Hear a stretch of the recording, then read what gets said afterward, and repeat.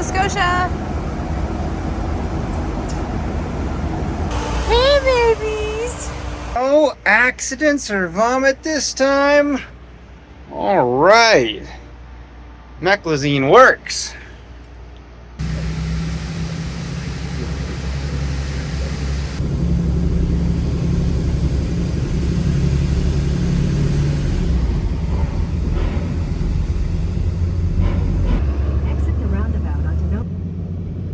Alright, we just got off the ferry a little bit ago and we stopped somewhere to let the dogs do their thing, stretch their legs a little bit. They did fine, which was great.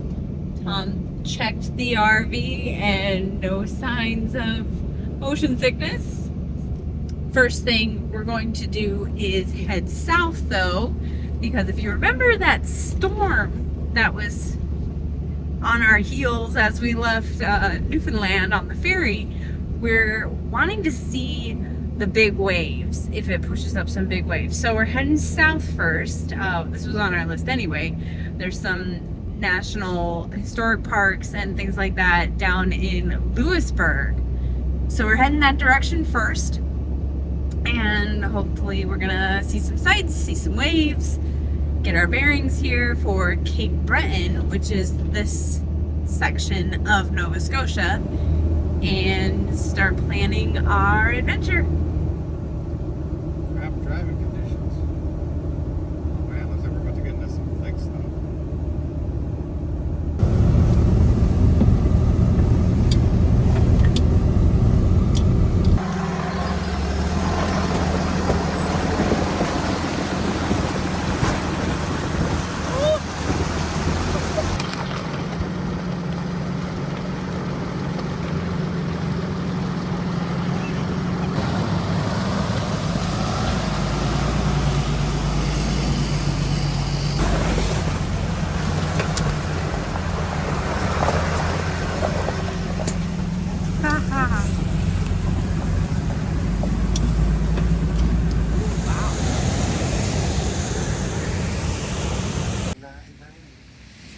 What you doing?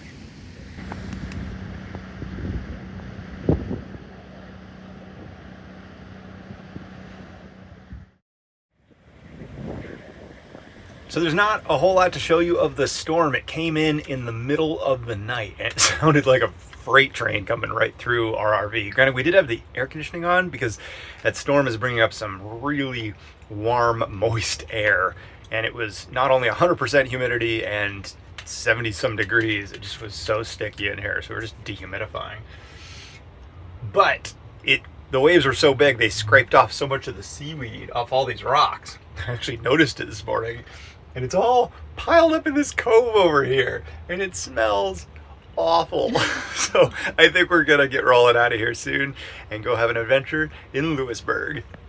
This pile of seaweed's as tall as me. It's so slippery.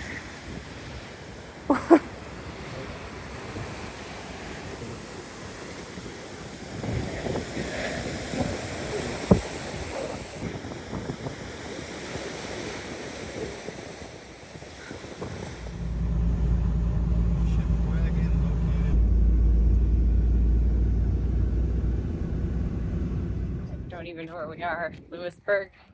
Fort Lewisburg. Fort Louisburg. That's where we are. That's all we know. I knew it was a fort, and I knew it was in Lewisburg, and I knew it was a national storage site. So I got all the words, just not in the right order.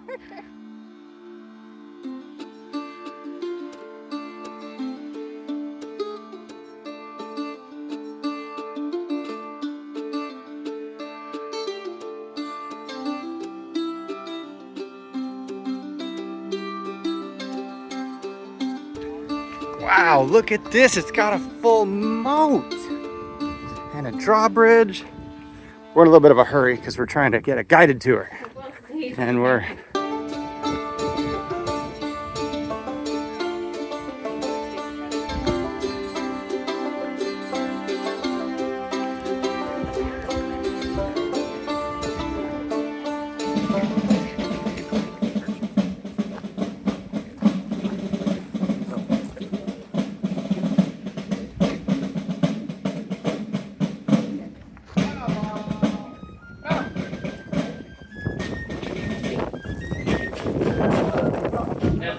thing about music in Louisbourg is you're gonna get a bunch of different kinds of music here.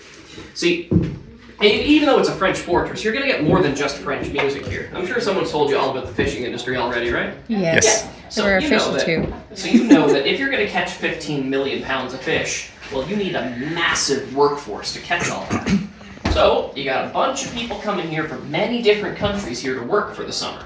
And they all bring different music with them. So you're gonna get, say, just to give you an example, on the streets you're gonna hear 4 or 5 different languages at any given time. You're gonna hear French, but you're also gonna hear Basque, you're gonna hear Spanish, Portuguese, you're gonna hear German, Irish, Mi'kmaq, you're even sometimes gonna hear English. Imagine. But as a result, you might hear an English tune like...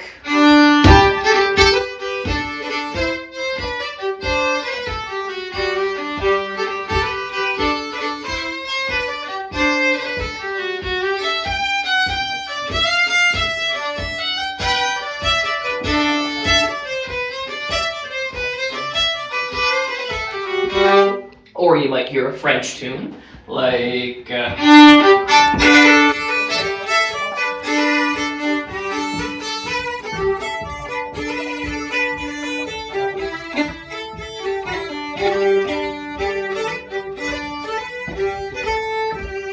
You might hear a Basque tune, like...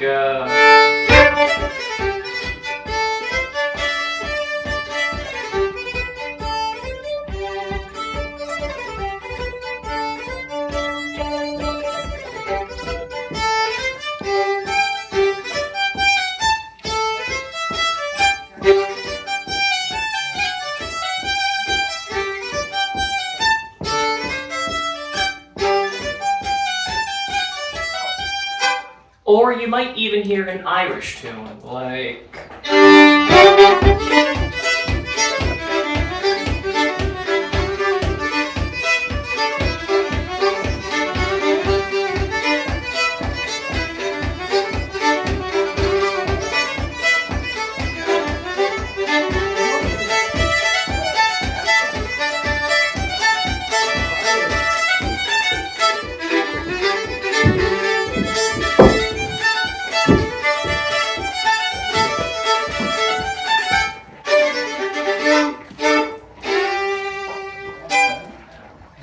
Yay! Is it that time, monsieur? Oh, this is so easy, you should join us. And 2, and back to Quebec.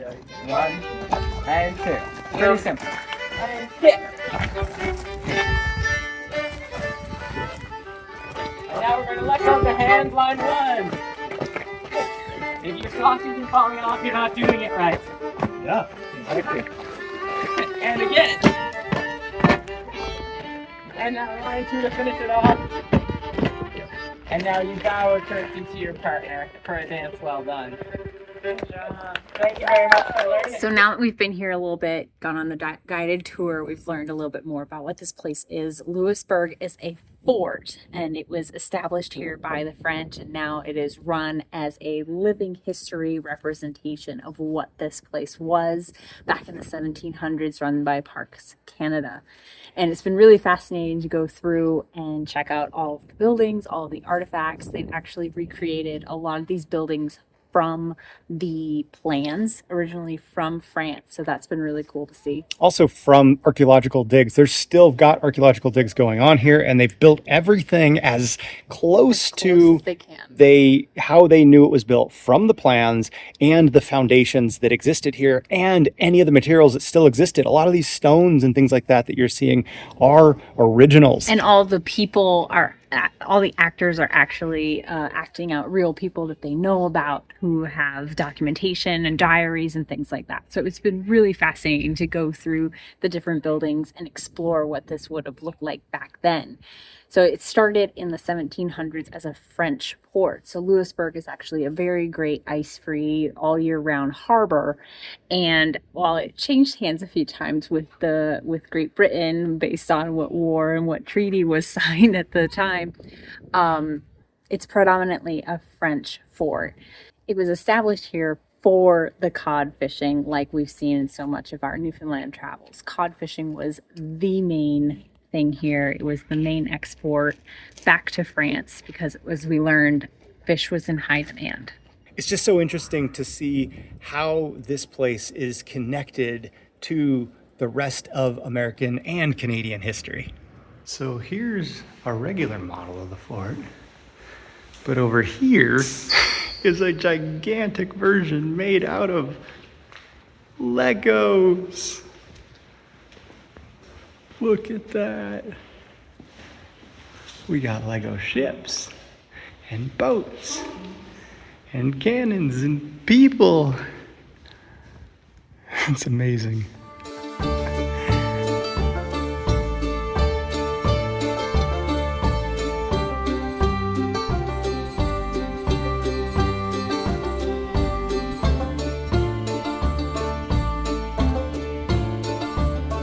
Even the governor's bed was tiny. They were little people. The guy who greeted us, he said that the average height was like 5'6" for a man and 5 foot. Less, 5 foot or less. Or less for women at that time. Very hard to be tall here now. I think it's really cool that they're at least displaying this stuff instead of shutting it away somewhere where no one gets to see it except for the proprietor.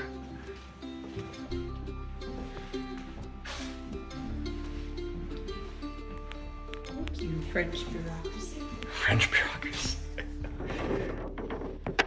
This place is really cool, but Really big. it's really big. There's so many people to talk to, so much to do. We only had an afternoon here. If you really want to experience it, you're gonna need a whole day, multiple days even. We loved it We'll here probably though. do it in a whole day. This is really cool. You okay there? I wasn't filming.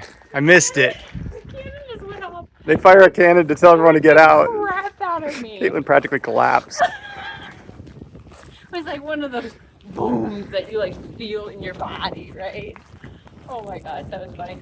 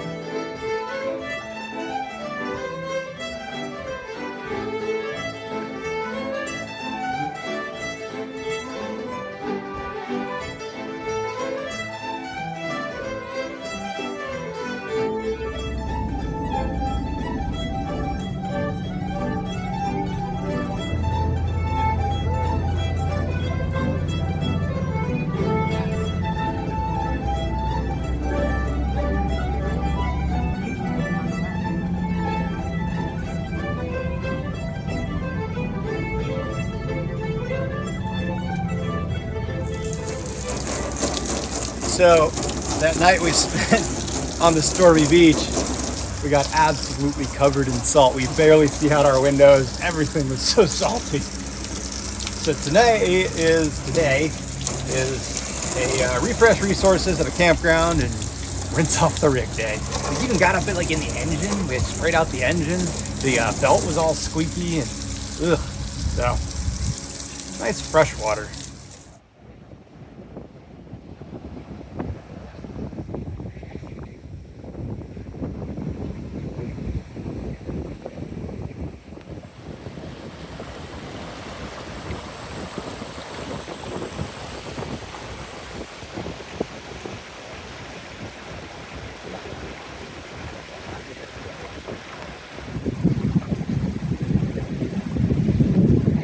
After a day of cleaning and getting our bearings about us, we decided we needed a day off. Puzzle, informational videos about the region. We've been researching. Exactly. Listening as we've been puzzling. Nice job, hon. Thanks. We really boogied once the show turned off. Knocked it out in about half an hour. Yeah. This was a little something we got at a thrift store on Caitlin's birthday. Yes. So this was my birthday puzzle, and we finally sat down and did it. You never know when you get a thrift store puzzle if you're going to get all the pieces. We were very delighted that we had all the pieces. Yeah. A little hack about Caitlin is she loves thrift stores, even in foreign countries and our travels, because sometimes you get fun souvenirs that are actually from the area. Yes, and they were actually used by people in the area, so you can get some really cool stuff. You can also find souvenirs from other places you've been previously that people have also discarded. Nonetheless, a 50-cent puzzle was a fun evening. Yes. It's like the cataracts have been removed. We can see! Yay. So today we are driving the Cabot Trail. The Cabot Trail is a famous drive on Cape Breton Island, part of Nova Scotia. That's a cultural and heritage trail, and it goes all the way up and around this northern peninsula of the island. It's famous for being very scenic. It's very windy and at parts.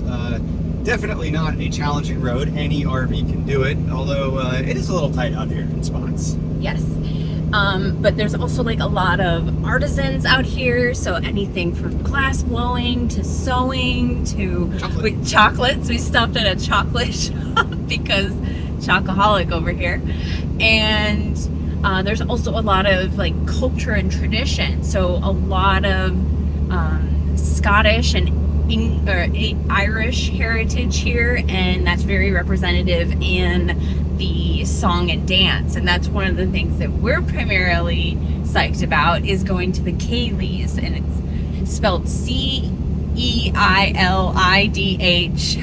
confused the heck out of me when we first got here. It's Gaelic. It's Gaelic. There's actually a Gaelic college on this island.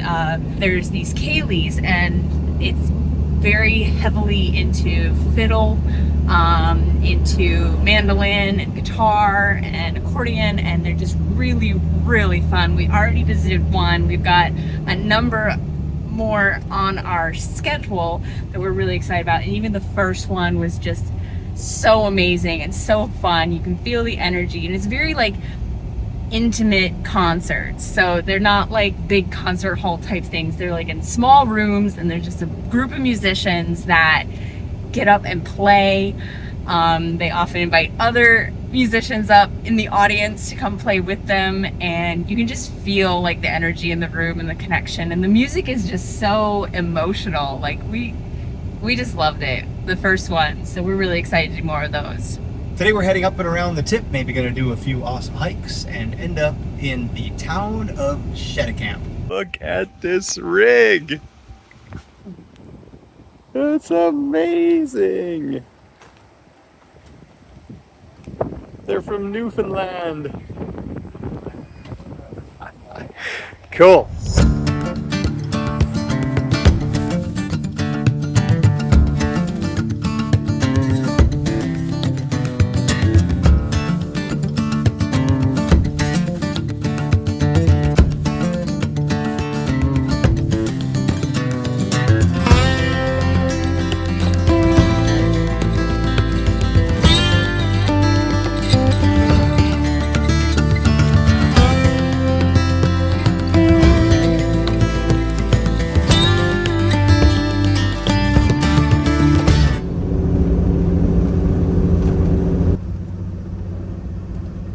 What are we doing?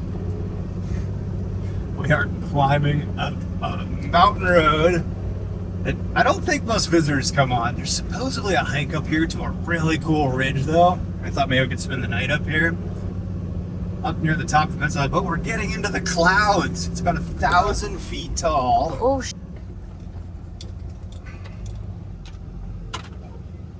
Just stop. Just stop. Let them go by. And there's a quarry at the top.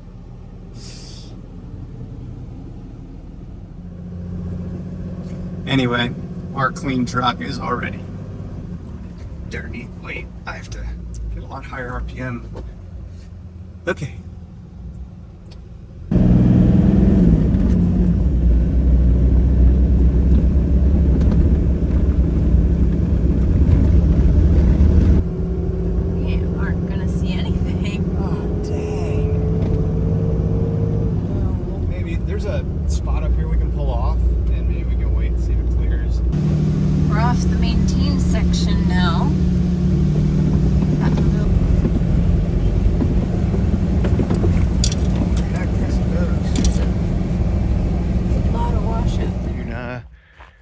The rain has finally stopped. Look at this spectacular view here. We're 950 feet up.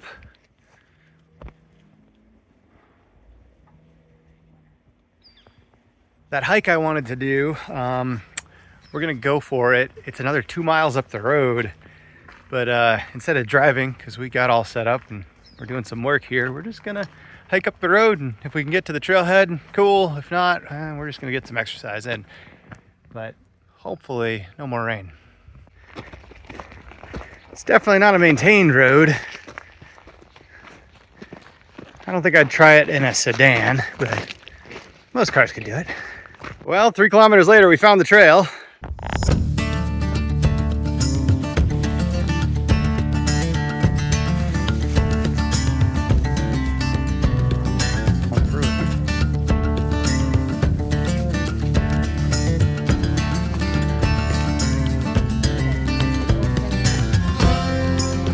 So what does it mean that trees don't grow here?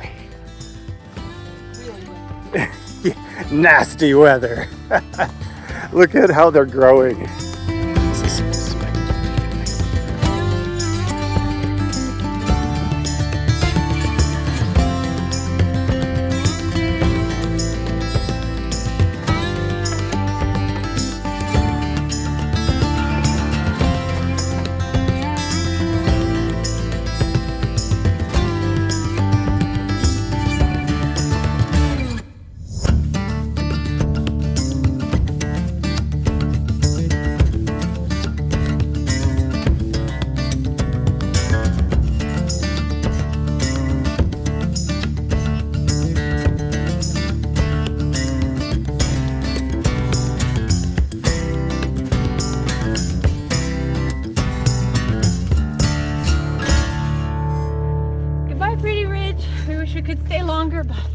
We are running out of daylight.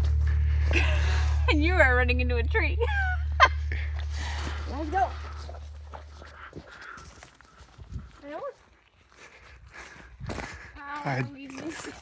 I know we're not gonna make it home for sunset, but that's pretty epic.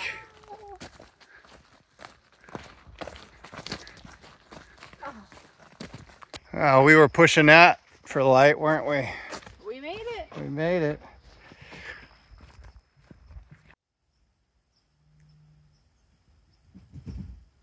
There's a waterfall down there. Luna girl.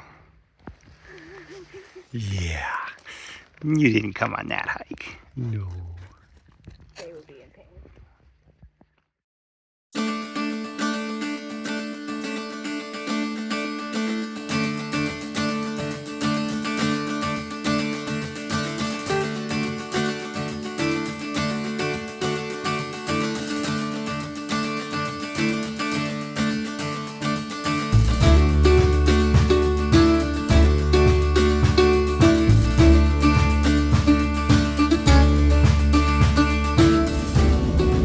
So we're back on the Cabot Trail today, back in Cape Breton Highlands National Park, doing some exploration.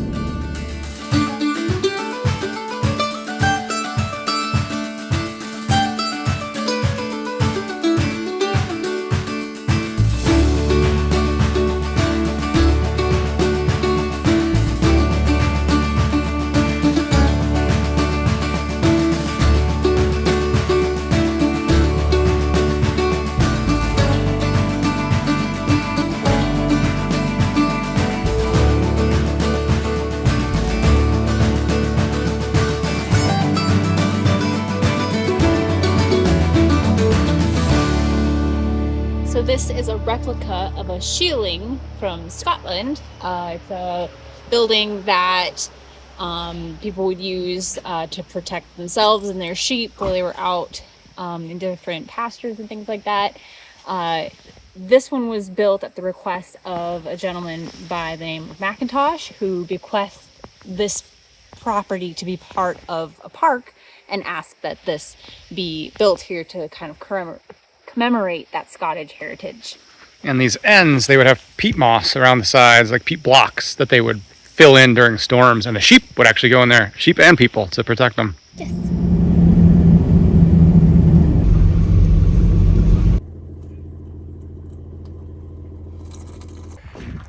As you can see, this is about the busiest. I think this is the most popular thing to do in this park. Yes, this is the biggest parking lot and the most cars we've seen so far. This is the Skyline Trail, and it is like the must-do trail. GPS said we're about 800 feet high, so I'm guessing we get some views. Yeah, it's supposed to be very scenic, but looking ahead, it's very wide, very easy out and back for most people to do. There is a loop that is less frequently done, and I think we're going to try to do that today. Dogs are not joining us today. The drone is not joining us today. Well, this is pretty. I think the hiking boots are a little overkill for this trail. I think we were thinking the less frequently used trail was going to be a little bit more rugged, but it's like exactly the same as the other trail. A little different than last night's hike. A little different.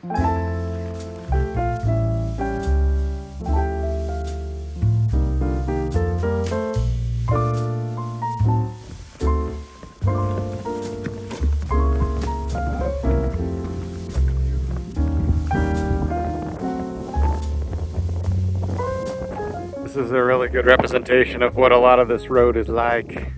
Hilly, windy, lots of fun, Gorgeous. and gorgeous. It's be incredible to be here in the fall. Oh, yeah.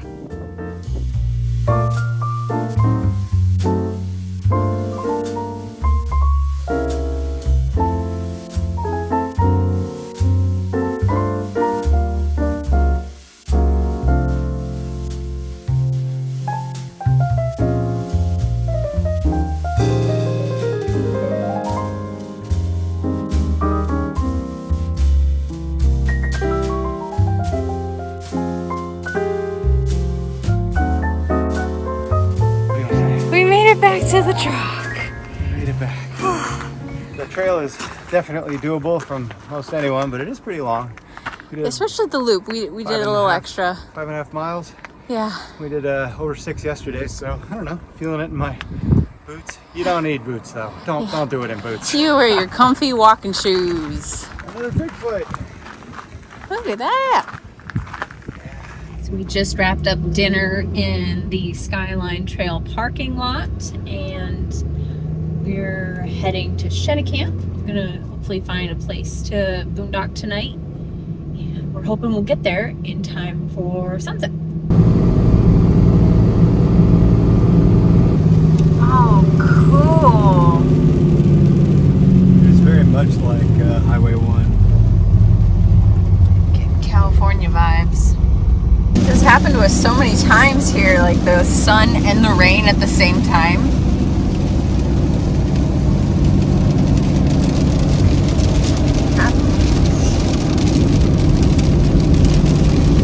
It's like really dark. Got rain X on this window. But the sun's out, it's just so wild.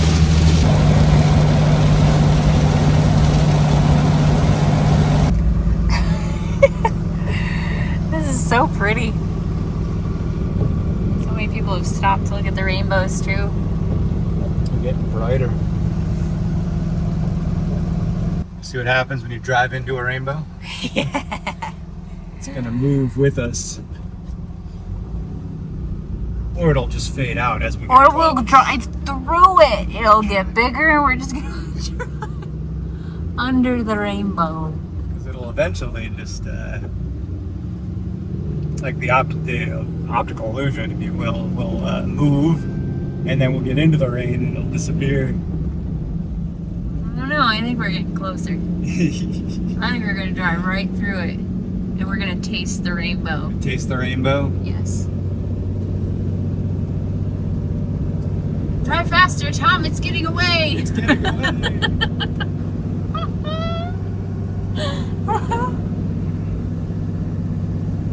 That's so cool. Can you taste it?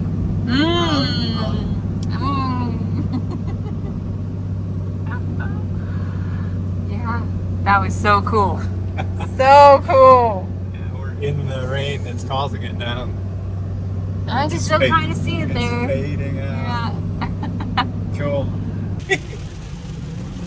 It's so bright. And it's raining.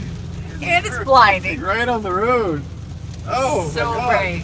That's like the worst case scenario. Blinding you. We're in Shedicamp. Are you sure? The Shedicamp sign was right there. Missed it completely.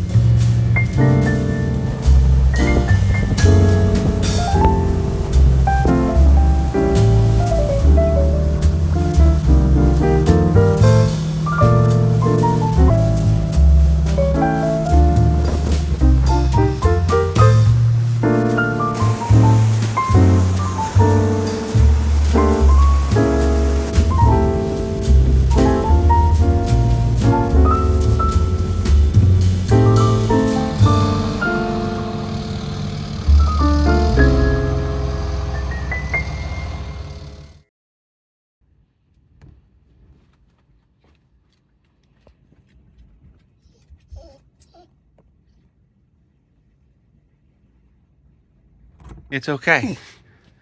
Your little brain just not handle this? Yeah, it's okay. It's okay.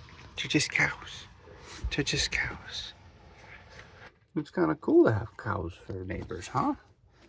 Yeah. Luna think of the cows. What'd you think, Luna? They're pretty cool, huh? Says I'm okay with the cows.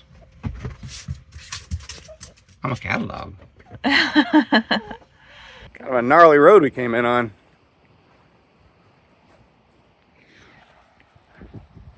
So we're camped at this community pasture. Hence, cows. We've heard lowing all night. There was lots of rain. But it's sure pretty. At least they don't have bells around their neck. Remember that time in Europe? Clang, clang, clang. We camped in a pasture like this, and they have bells around their neck, and they don't just ding when they walk, they ding when they chew, which is all the time. Ding, da ding, da ding, da ding, all night long.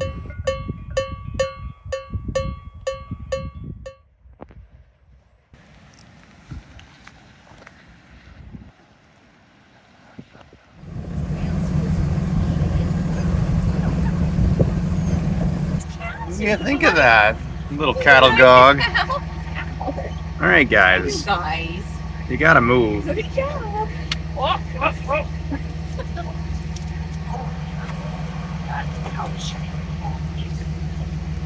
Good girl, Luna.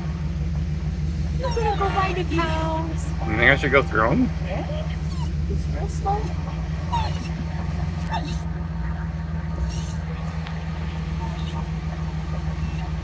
It's a big mama right there, that white one. Holy. Guys, you don't have to run. I guess we get to go as fast as the cows go. Even Luna's interested in this. Good girl. She's huffing. Good girl. She's cattle dog. Yeah. She says, I'm going to push them cows around. My instincts are kicking in. She says, I know what to do with those. Nip at their heels. Here we go. Here we go. You got them? Yes. Good boy. Good job. Good job. This is as close as you're ever going to be to a cow, so. Good boy. Good boy. Good boy.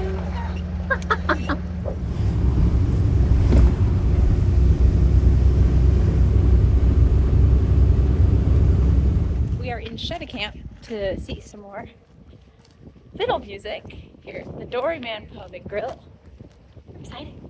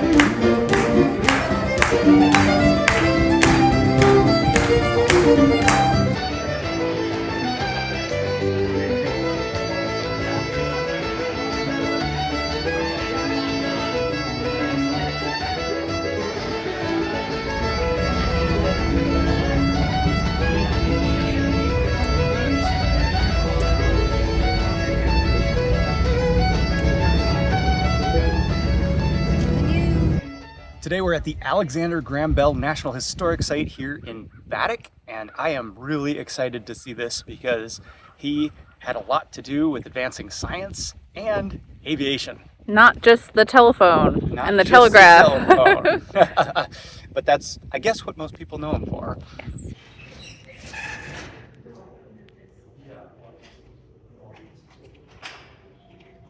That's it. That is the first telephone. They have this awesome exhibit of all of basically commercial renditions of telephones over the years. Advancing. It's actually pretty cool. All the way through cell phones. Teacher of the deaf, humanitarian, and inventor. So this is an incredible exhibit. The building is tetrahedral, representing a lot of the tetrahedrons that he worked with. He really was fascinated with the triangular shape and how strong it was, but he was not a professional inventor, and he invented just kind of on a whim whatever he was interested in.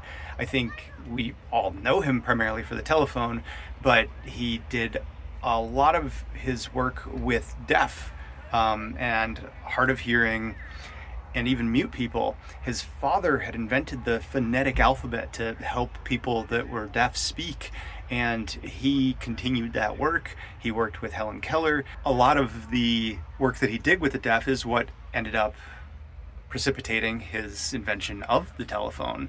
He also invented means for transmitting sound via light, vibrations over light, which is a little fascinating because now the world runs on fiber optic cables. But I think a lot of what I didn't know is his contributions to aviation and his work with hydrofoil boats. He built the world's fastest boat back in the day during wartime, World War I, that was not really ended up being used. And I think there's a lot of challenges with hydrofoil boats, primarily the propulsion systems, trying to turn a drive shaft to actually turn a propeller. But with the advent of electric motors, electric wires that we can run down, I think we're going to see a resurgence in hydrofoil boats, and some of what his contributions brought to it are going to see a new future. Overall, amazing exhibit here, definitely worth the stop.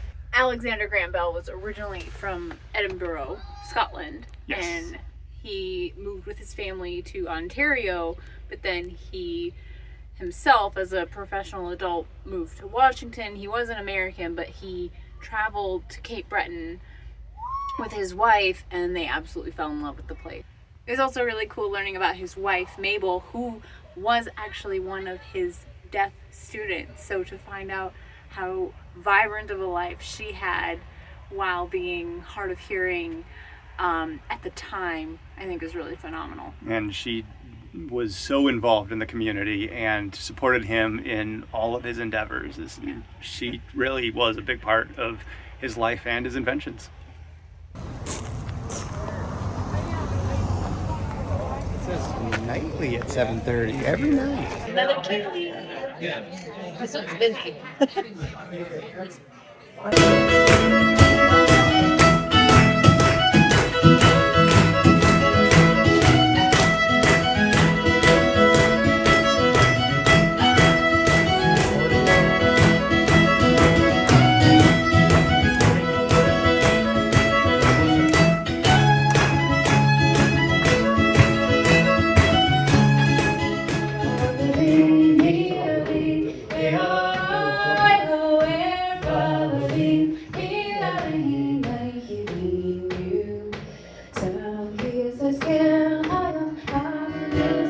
For we remember you well, a future our children will have. Thank you for picking us up when we fell. Oh, happy you now and farewell.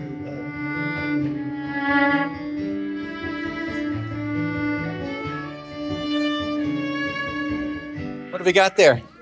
Oak cream. And it's traditionally, I guess, served with tea in Cape Breton during these Kayleys, kind of at the intermission. And they're really quite tasty. They don't look like much, but they're quite tasty.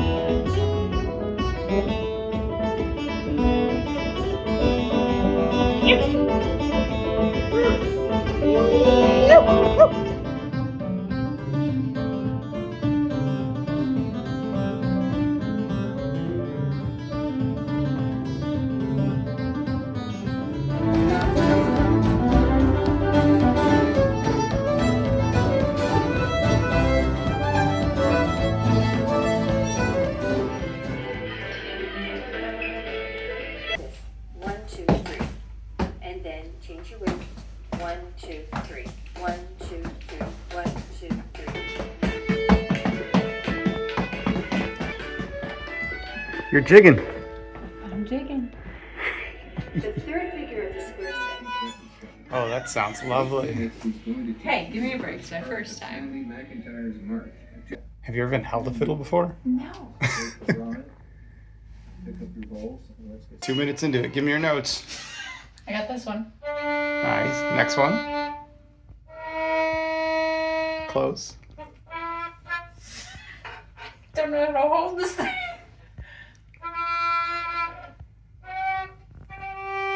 There it is. Nice. Well, that was fun. Yeah, learned to step dance and fiddle in First fiddle lesson 20 minutes. ever. And we kind of played 6 notes of a song. So we have been on a musical education journey here in Cape Breton. Music is very key to their culture and dance, as we were learning. It's very rooted in Scottish Gaelic traditions, and so bagpipe music kind of morphed into fiddle music and guitar, and we've been seeing that over the last several days, going to some Kayleys and seeing a whole bunch of different performers, which has been awesome. And now we're here at the Celtic Music Interpretation Center in Judique, Nova Scotia. Highly recommended here. We have been able to learn a little bit of step dancing. We've even learned a little bit of fiddle. Learned is a... we got to experience. There we go. And we got to try a little bit of fiddle. But it's not as easy as they make it look. But it's a fantastic experience. It teaches you all the different types of music. It's really more so speeds. A lot of the music is And tempos. tempos and speeds, and they have different names for all of those.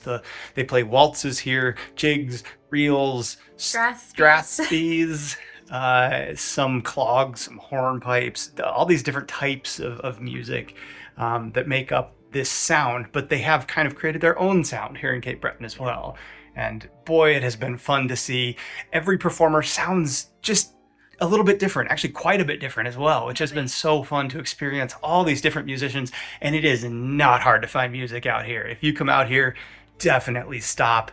There's practically music every single night, and there's a couple of websites that like they're just dedicated to telling you. Just driving along, you're gonna see Where- all the signs too. Like everywhere you go, it's music. They call this the musical coast, or the Cayley corridor, Cayley Drive. something Yes, like that. here from like Mabu to down to Port Hawkesbury, where we're going next. But it has just been so fun, and this center has great food and great live music, but also has this exhibit hall where it kind of walks you through where a lot of this heritage comes from, where all the Gaelic influence comes from, the accomplished artists that have come from this area, and it's just very, very cool. And a lot of these families are still like right here in Cape Breton, so you'll still see some of the people who are represented in this exhibit out playing, and you can go listen to them. It's really quite extraordinary. I'd say overall we have been loving our time on Cape Breton. It's not only beautiful, but the music is fantastic. I think we're going to wrap this video up here as we continue on our musical journey, but thank you so much for joining us. As always, hit that like button, subscribe if you aren't, and we'll see you down the road in More Nova Scotia.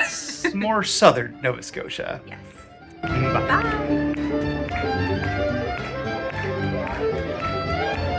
Bye.